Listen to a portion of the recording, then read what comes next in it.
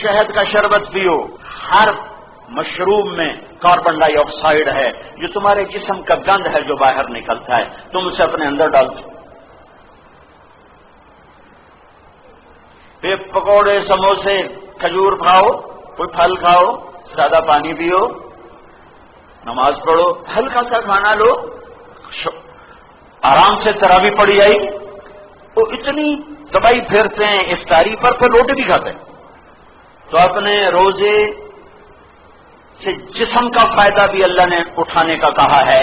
کیا ہے؟ احتیاط سے کھاؤ، اندازوں سے نہ کھاؤ. شدید گرمی ایک دم ٹھنڈے پانی نہ اپنے پیٹ میں ڈالو، برف کا پانی، فریج کا پانی، ٹھنڈے پانی. یہ سفید چینی، اس کو وائٹ پوائزن کہا جاتا ہے. ساری دنیا میں دیسی چینی زیادہ مہنگی ہے اور یہ سستی ہے. یہ تمہارے جسم کا زہر ہے. یہ اپنے نبی کی سیرت پڑھو، میرے نبی کھانا کیسے کھاتے تھے تو تمہیں اندازہ ہوگا کہ میرے نبی نے زندگی کیسے گزاری. صحت کے میں نے ایک ڈاکٹر کو چارٹ بتایا طب نبوی میں سے کہ یہ میرے نبی کا چارٹ ہے، اس کے ساتھ یہ کھاتے تھے، اس کے ساتھ یہ نہیں کھاتے تھے. مجھے اب یاد نہیں ہے، کبھی لمبا چوڑا تھا. وہ ڈاکٹر سوکھے کہنے لگا جو آدمی اس چارٹ پہ عمل کرے، کوئی تقدیروں ہرے ہوئے تو ہرے ہوئے بیمار نہیں ہو سکتا. کوئی اوپر سے آزمائش آ جائے تو الگ بات ہے، یہ چارٹ پہ چلنے والا بیمار نہیں ہو سکتا.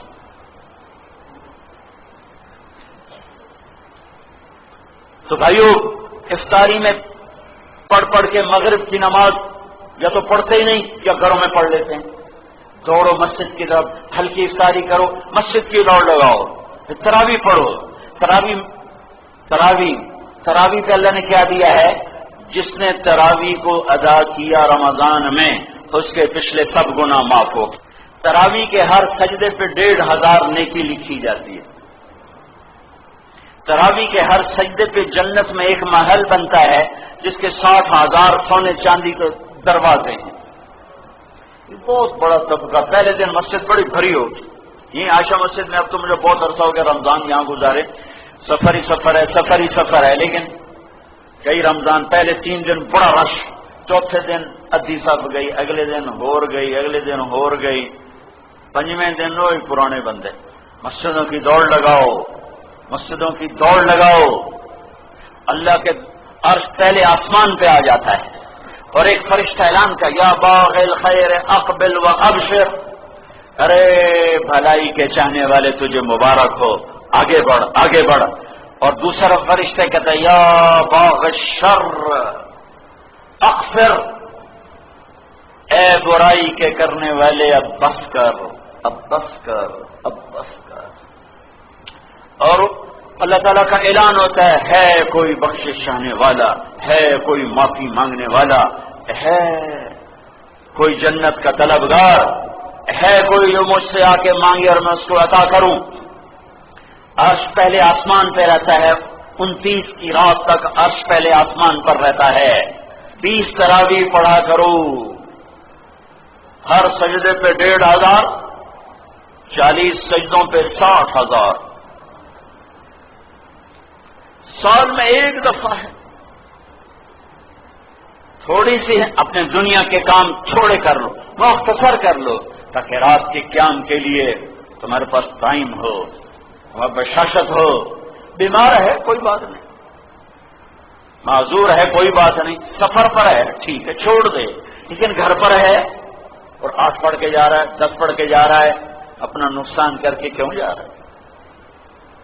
پھر دوبارہ پتہ نہیں رمضان آئے گا کہ نہیں آئے گا. اللہ تعالیٰ نے رمضان کے مہینہ روزے کے لیے رکھا اور اس مہینے کا نام خود تجویز کیا، رمضان. چونکہ اللہ نے قرآن تو پڑھا جب زمین آسمان بھی نہیں بنے تھے، اور وقت بنا، ٹائم بنا، مہینے بنے جب زمین بنی. اور اللہ نے اس سے پہلے ہی قرآن کی تلاوت فرمائی، اس میں تھا شہر رمضان الذی انزل فیہ القرآن، یہ رمضان کا مہینہ جس میں قرآن اتارا. سارا آسمانی علم رمضان میں آیا ہے. ابراہیم علیہ السلام پر جو چھوٹی کتابیں آئیں یکم رمضان. موسیٰ علیہ السلام پہ تورات آئی 2 رمضان، داؤد علیہ السلام پہ زبور آئی 6 رمضان، عیسیٰ علیہ السلام پہ انجیل آئی 18 یا 12 رمضان، ہمارے نبی پر قرآن اترا 21 رمضان۔ سارا علم رمضان میں آیا ہے، رمضان میں آیا ہے۔ غزوہ بدر ہوا رمضان، فتح مکہ ہوا رمضان۔ رمضان کا نام رمضان کیوں رکھا؟ روزے اور لفظ رمضان میں مناسبت کیا ہے؟ رمضان کا مطلب ہے جل جانا، جل جانا۔ صلاۃ الاوابین حین ترمض الفصال، حدیث شریف میں ہے۔ تو جلنا، جلنے کا کیا مطلب ہے؟ اس میں جلنے کا کیا مطلب ہے کہ جب کوئی مرد عورت روزہ رکھتا ہے تو اللہ اس کے پچھلے 330 دن کے گناہ اٹھاتا ہے اور اس کی بھوک اور پیاس کی بھٹی میں ڈال کے جلا دیتا ہے۔ بھوک بھی ایک آ گیا، پیاس بھی ایک آ گیا۔ پھر اگلا روزہ رکھتا ہے تو بھوک اور پیاس کی بھٹی گرم ہوتی ہے، کچھ گناہ اس میں ڈال کے جلا دیتا ہے۔ آخری رات پچھلے 330 دن کے سارے گناہ کاغذ کی طرح اللہ جلا کے ختم کر دیتا ہے اور اسے یوں باہر نکالتا ہے جیسے آگ میں سے سونا کندن بن کے نکلتا ہے اور خالص بن کے نکلتا ہے، اور اس کے جسم پر ایک ذرے کے برابر گناہ باقی نہیں رہتا، سارے گناہوں سے دھو دیتا ہے۔ اور عید کی نماز پر اللہ اعلان کرتا، او مانگو، دنیا مانگو گے جو مناسب ہوگا وہ دوں گا، آخرت جو مانگو گے جتنی مانگو گے اتنی دوں گا، وہی دوں گا جو مانگو گے وہ دوں گا۔ رمضان جل جانا، کیا جلتا ہے پھر رمضان میں؟ اس میں روزے رکھنے والے کے گناہ جلتے ہیں اور آخری رات سارے گناہ جل کے راکھ بن کے ہوا میں اڑ بکھر جاتے ہیں اور یہ ایسے ہو جاتا ہے جیسے آج ماں کے پیٹ سے نکلا ہو۔ اس لیے علماء کہتے ہیں رمضان کے بعد کی موت بڑی مبارک موت ہے کہ ابھی گناہوں کا کھاتا کھلا نہیں اور ہو گیا۔